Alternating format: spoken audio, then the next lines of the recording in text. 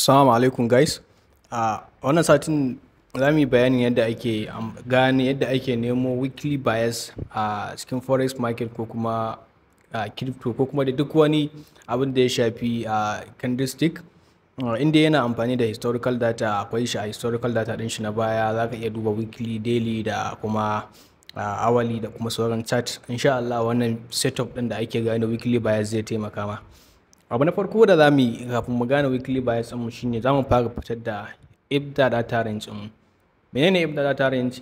IPDA data range wani range ne da muke dauka wanda ake samun shi duk bayan kwana 20 ake yin shi, ana daukan kwanaki 20 kamar 20, 30, 20, 40 da kuma 60.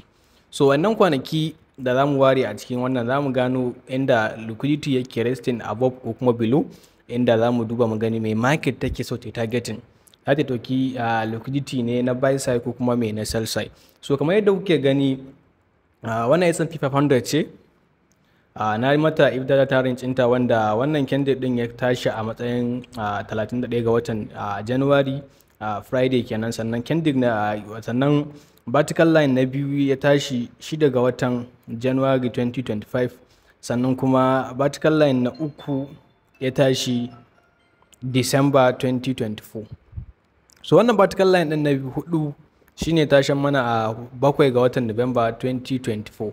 So in kuka duba tsakanin wannan February tsakanin wannan Friday 31st din nan zuwa 6 ga watan January kwana 20 ne anan, kendi guda 20 ne in kuka irga su, in ka irga da kanan gurin zuwa nan kendi da guda 20 ne, nan ma da kanan zuwa nan kendir 20 ne, da kanan zuwa nan ma kendir 20 ne.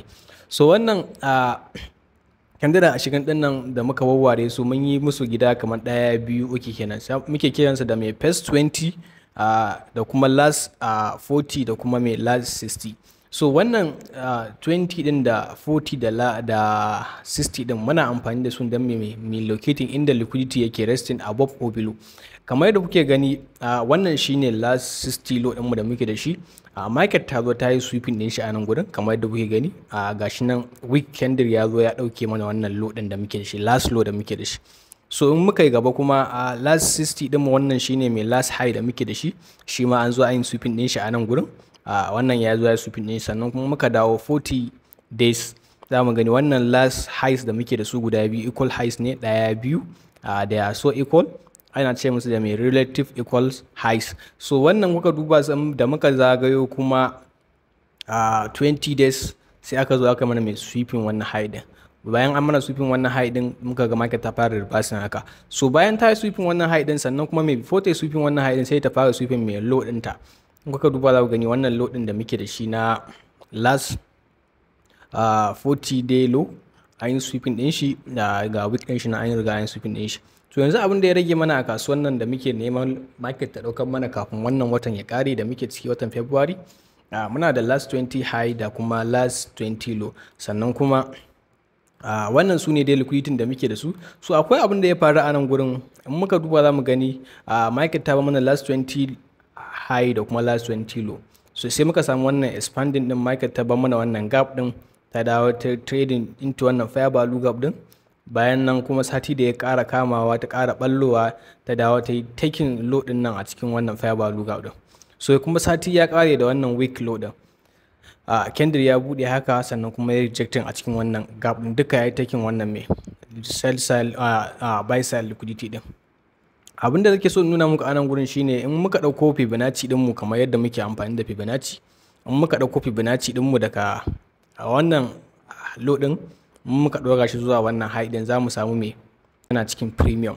Me muke nema a cikin premium? Sell. So daga cikin premium ɗin nan za mu nemi market ta yawo mai cikin discount. Me muke da shi a discount? Muna da fair value gap ɗin nan da ba a gama filling ɗin shi ba, sannan muna da mai wannan embass fair value gap, sannan muna da mai wannan low ɗin mu na last 20 low. So kun ga muna da target kenan a cikin wannan discount din da muke nema, market ta zo ta ɗaukar mana. So abin da ya faru a nan gurin shine bari na moving wannan week din ku gani wannan vertical line din saboda nuna muku wani abu a nan gurin.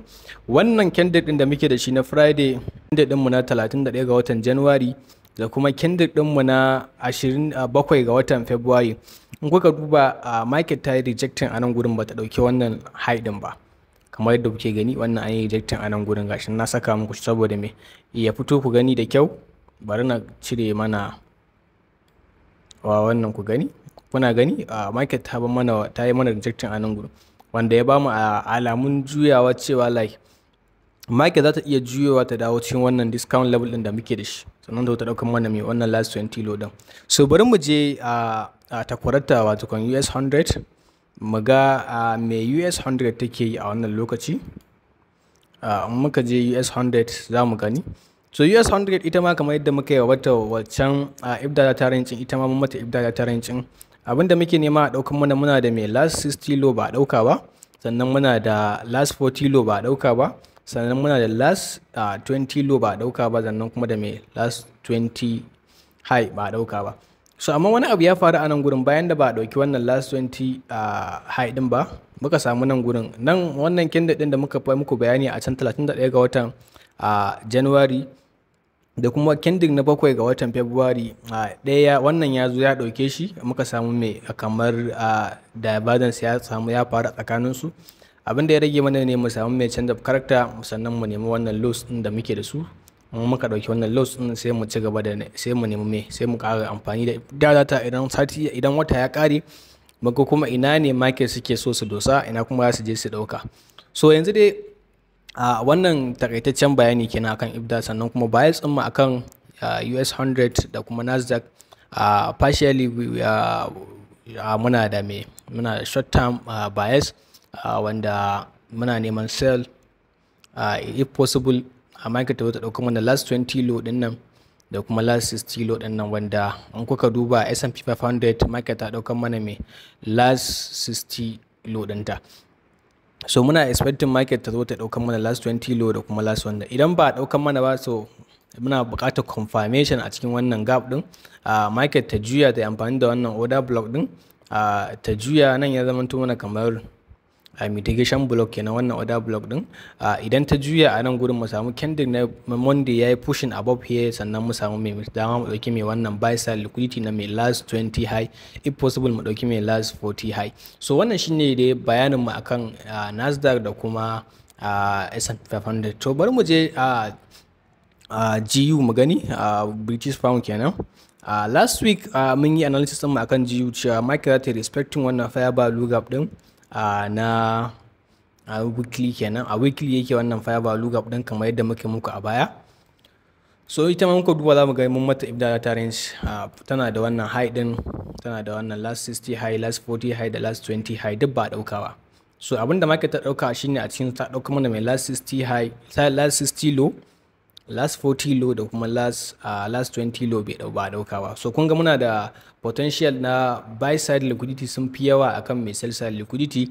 Idan market ta yi expecting wannan ya zama to mana inverse fair value gap kenan, in ta yi expecting wannan inverse fair value gap din, muna buƙatar market ta ɗaukar mana wannan buy side liquidity na farko, which is last 20 high, sannan kuma ga wani last 40 high, sannan kuma ga last 60 high. So wannan shine takaitaccen abin da muke nema a GU. If possible mun ba ɗaukar mana wannan last 20 high din ba, to market muna buƙatar ɗaukar mana last 20 low din nan. Bayan ta ɗaukar mana last 20 low din nan, tabbas muna da tabbacin cewa idan ta juya za ta ɗauka mana last 20 high din nan dukansu da kuma last 40 high. So wannan satin da za mu jira mu ga abin da za mu market za ta bamu. Kamar yadda muka sani a satin da ya gabata mun samu NFP, sannan kuma wannan satin da za mu shiga za akwai irin manyan news kamar su PPI da kuma CPI. So wa'innan news din muna buƙatar su kawo volatility a kasuwa inda za su iya juya wa'innan akalan market din ta tafi target din da muke nema last 20 high da kuma last 40 high, if possible ma last 20 high ya fara daukuwa. So mun samu abu ɗaya kenan, next week sai mu nemi target kamar last 40 high. So bari mu je EU mu ga me take ita ma. EU ita ma kuma kamar yadda kuka gani last 60 high ɗinta da last 40 high ɗinta da last 20 high ɗinta kamar yadda kuke gani ma last 20 high ɗinta is so equal da wannan swing ɗin da muke da shi. Wannan ne last 20 high ɗinta, amma kuka duba su da wannan sun zama to mai relative equal high. So muna buƙatar market inda hali ta zo ta ɗaukar mana wannan last 20 high ɗin nan ya zama to mai buy side liquidity, sannan kuma ga last 40 high din mu ya zama tuna next buy side liquidity. In kuka duba za ku gani duka sell side liquidity din mu 40, 60, 40, 20 duka an zo an ɗauka. Bayan an zo an ɗauke su duka, muna buƙatar wannan fair value gap ne daily, ga kuma inverse fair value gap da muke da shi. Muna buƙatar market ta holding ɗin wannan inverse fair value gap ɗin.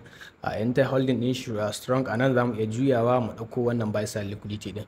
So wannan kenan, ga kuma mai last tilo da muke da shi a kan EU kenan. So wannan EU kenan. Sannan kuma za mu je mu duba gold. Kamar yadda muka yi muku bayani cewa last week wannan fair value gap ɗin kawai muke da shi. Wannan shine kare Thursday, Friday, inda kasuwa ta kulle kenan. So Monday da ta bude, dawa mun ce muku da wannan fair value gap ɗin, we expect market ta dawo cikin wannan fair value gap, if possible ta cigaba tafiya ta yi buy ko kuma ta yi sell, abinda muka faɗa kenan a bidiyon da ya gabata. So kuma muka samu wannan Monday din ta dawo cikin wannan fair value gap ɗin, alhamdulillah ta dawo ta yi filling din shi perfectly kamar yadda kuke gani. Sannan ta cigaba da tafiya. Talata ta bamu wani, ta ƙara bamu creating wani fair value gap ita da Laraba. So Alhamis da kuke gani kuma ta ƙara dawa cikin wannan fair value gap ta cigaba da tafiya. So overall dai gold tana bullish, sai dai kuma za a iya zuwa mai a reversal an tana mai, kun ga nan gurin an taking wannan last previous day high din nan, fair value wannan ne a nan gudun buy side liquidity, where we expect market ta iya amfani da discount level kamar na nan gudun. Market ta iya dawa cikin wannan discount level din da muke da shi. Akwai discount daga nan ne market take da discount level, da iya dawa cikin wannan ko order block din ne ya rike mana ita, sai kuma mu juya mu ci gaba da buy if possible kenan. Kuma ba ta yi hakan ba, zai abin da ta ƙara bayarwa na gaba, price action na gaba, to da shi za mu yi amfani. So wannan shine takaitaccen weekly bias mu da kuma yadda muke amfani da IPDA data range, Fibonacci, daily range da sauransu domin mu gano cewa ina market tafi, sannan kuma me ya kamata mu nema a wannan satin. Idan kun daɗin wannan bidiyon nawa na wannan weekly bias din, ku danna mana ƙarƙararrawa subscribing, sannan ku danna ƙarƙararrawa domin in muka saki sabon bidiyo ku saurin samun shi. Inda suke da buƙatar a musu weekly bias ko kuma a tura musu analysis ko top down analysis na weekly da muke yi, si mana comment a cikin wannan bidiyon da sunan pair din da suke trading GBP, JPY, Euro, USD da sauransu dai, BTC, Ethereum da kowane irin coin kake amfani da shi. Kai mana dropping wannan sunan shi a cikin wannan bidiyon ƙasa a cikin comment section. In kai mana dropping, sati mai zuwa za mu duba comment section din, za mu ɗauki videos din, za mu ɗauki PS din da kuka saka mana, za mu yi adding ɗinsa a cikin wannan videos din da muke yi domin ku amfana kuma ku ilmantu da abin da muke koyarwa a wannan tashar tamu mai albarka. Sai mun haɗu da ku a sati na gaba.